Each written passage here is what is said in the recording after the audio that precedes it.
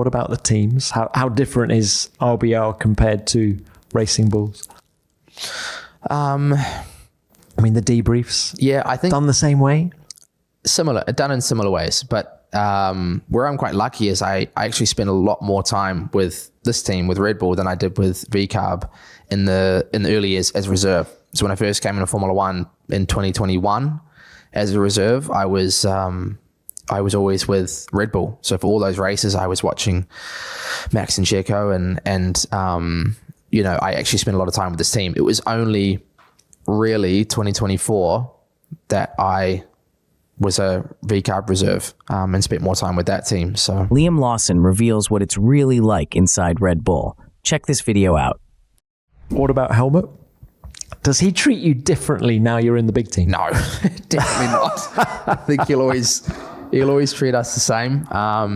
In some ways, yeah, he's in a lot of ways, and I've said this before, but I'm very, very grateful for the way that I'm grateful that I was in the program very young. I was 16 when I first joined, and I got to experience those years, being very young. I didn't like it at the time, but looking back, those years of that, extreme pressure, feeling like every time you got on the race car that a mistake or a bad race or, could cost you your whole career, because that's the kind of pressure that he liked to put on us. That sucked at the time, but looking back, that stuff that it builds you for something, for the pressure that you deal with when you come into Formula One. It's the carrot or the stick, isn't it? And Helmut very much is bashing you with a stick, isn't it? Yeah. Always. And you react obviously quite well to that. Yeah. Yeah, you could have 9 sensational races, and the 10th one you make a mistake and he'll be on you for it. So stuff like that, where basically over the years it was always tough, like the phone calls, you see the name pop up on the phone and you knew 9 times out of 10 it wasn't going to be a good phone call. But again, all those things just they build you for the pressure, because honestly, without that, there's no other category that has this much pressure, that has this many eyes on them than Formula One. So you could do any series, but if you haven't experienced that, it's a shock coming to Formula One. Lando Norris said last year, the driving is the easy bit in Formula One. It's everything else around that makes it so difficult. Yeah. You agree with him? Yeah, 100%. It's, driving is the easy part, but it's 50% or what it's just not the full, it's not even close to being the full picture. There's so many things that come into it. The ability to put yourself in a mindset, in a good mindset, to focus on what you need to focus on when you're in a race car, is you're driving these things on the absolute limit at ridiculous speeds. And if there is any part of your thought process that isn't, thinking about the right thing, if you're thinking about something that you shouldn't, or you're putting pressure on yourself, it's tiny things, that split-second decisions. Isn't this exactly why Red Bull produces such fierce drivers? The pressure is relentless, but it forges champions like Max Verstappen. If you can survive that intensity, you're built for F1. The real question is, who can handle it? Yeah, but so much of that is experience, isn't it? You're 11 races old in Formula One, knowing how to, I'm going to sound like Jackie Stewart now, but that mind management that you're referring to only comes with experience, doesn't it? It does.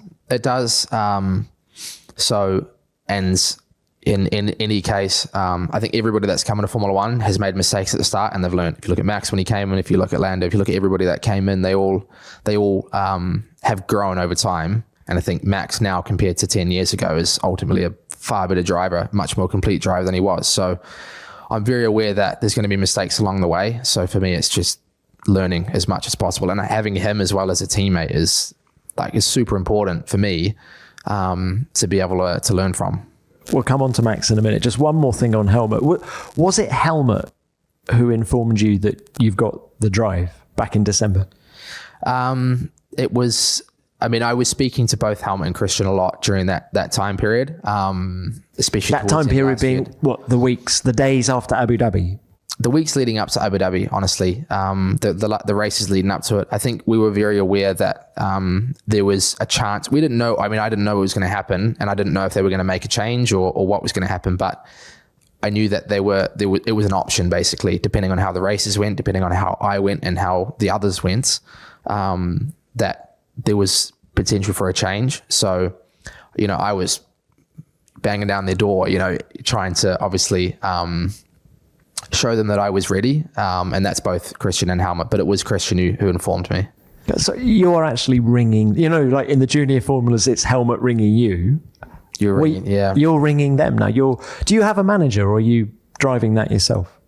I have a manager, but it was something that I think last year took, when I was out of the seat, I felt, at the start of last year, I felt completely out of, like I had no control. It was horrible the first part of that year, even though Christian told me that he would give me a chance. You're trusting that one word that was given to me back in 2023. He said, you'll have your chance. Every great driver evolves, and Max Verstappen is the perfect example. When he started in F1, he had raw speed but made mistakes, just like every young driver. Over time, he mastered his racecraft, managed pressure better, and turned into the relentless force we see today. That kind of growth is what turns potential into world championships.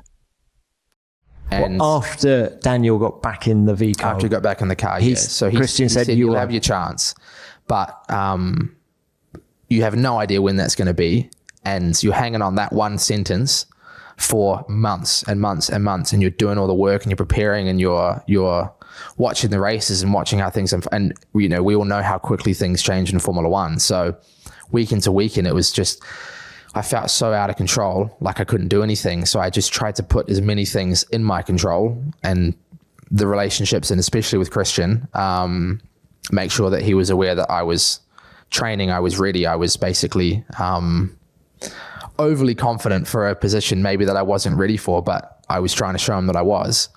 And then, as we got closer to the end of the year, for example, the race in Mexico last year, obviously you were quite feisty that weekend. I made mistakes in that race, and I didn't want to leave the track without speaking to him, and basically speaking to Checo or speaking to Christian? Speaking to Christian, and basically making sure that I apologized and that he understood that I knew what I'd done, and just opportunities like that over the year, I just tried to make sure I took every single one. That moment when you showed Checo that you were his number one fan as you went past him, is that uncharacteristic of Liam Lawson? I think so. Although my dad called me after the race and he said, for God's sakes, Liam, that's the second time you've done that. And I was like, the second time I've done that? And he reminded me of a time when I was like 12 and I must have done it to somebody in like, back in New Zealand when I was racing in Formula First or something like that. And I got called to the stewards for it. But no, honestly, for me, it's out of character, and it's not something that, it's not something that you'll see me do again. That's for sure. How do you prove yourself when the opportunity isn't even in your hands? That's what makes F1 so brutal. One moment, you're watching from the sidelines. The next, you're thrown into a seat and expected to perform. This mindset of staying ready, staying visible, and seizing every small chance is exactly why some drivers make it and others don't. And did Christian understand where it came from in terms of, the stakes were high, emotions were running high, both in your cockpit and Checo's? Yes, but at the same time, it's important, I think, and he felt it was important to make it clear to me that it's something that can never happen again. And just the race itself, the incident didn't need to happen as well. It was a race that cost both of us points, not for me in that situation ultimately, but for them, they lost points because of the incident. So regardless of whose fault it was unnecessary. It didn't need to happen between us. So that's what, I think was made clear to me. And, I realized basically, and I apologized, but I just didn't want to leave without speaking to him and showing that, and him sitting on it for days, and before the next race. I think you have to take the initiative. I think back to Damon Hill getting his break with Williams in 1993. He wrote a letter to Frank Williams saying, "You can trust me, please do it." Ayrton Senna telling Frank Williams that he wanted to drive for him for nothing. It seems to me that the drivers who actually do it themselves invariably are the ones who make things happen. You're proof of that. I've got my foot in the door. So now it's the hard part. Yeah. F1 is a sport where perception matters just as much as performance. Taking responsibility and showing maturity after a mistake proves whether a driver is ready for the top level. Verstappen had his aggressive moments early on, but he refined his approach and became dominant. If you want to stay in F1, you need to show teams you can learn, evolve, and lead. Who called you? Was it Helmut or Christian? It was Christian. I knew about the meeting that was being held on the Monday after the race. And yeah, basically I couldn't do anything. I couldn't not do anything during the day. So I just went to the gym. Like normally we don't, I would say we don't do an intense gym session the day after a Grand Prix because we've just done a Grand Prix. But I had nothing else. I couldn't think of anything else to do. And we had testing the next day. So we were just sitting in a hotel in Abu Dhabi. So I went with my trainer, and we just did a workout that I would enjoy doing. And it was midway through that session that I had a text from Christian. Can you share, or is it private? It was one line. It was basically, all good, keep it to yourself. That was the text. And then he called me a couple of hours later. Basically, he said, he'd give me a call later on. And he did. He's gave me the one-liner, welcome to Red Bull Racing. So, yeah, it's pretty cool. That's awesome. Who was the first person you called? My dad. My dad was the first person. So, he's somebody that has played a massive role in just, me growing up as a person, especially the early years. And, my dad's didn't race in motorsport. I'm not from a motorsport family. It's not like he grew up racing, but because it was my passion, he's sort of the main influence I had as a kid who let me believe that if I worked hard enough for something, that no matter what it was, I could do it. And no matter what anybody else said, that basically it's, if you work hard enough, it's something you can do. And he just gave as long as I worked hard, he gave every single thing possible, financially, time into me basically pursuing my dream, to the point where it's, pretty much broken my parents now. So yeah, just very, very lucky. So to be able to call him and tell him that it's all been worth it, it was very, very cool. How many young drivers grow up dreaming of receiving that one-line text, "Welcome to Red Bull Racing"?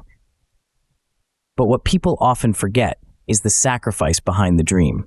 Motorsport isn't just about raw talent. It's about resilience, opportunity, and the support system that keeps a driver pushing forward. For some, it's generational wealth and connections.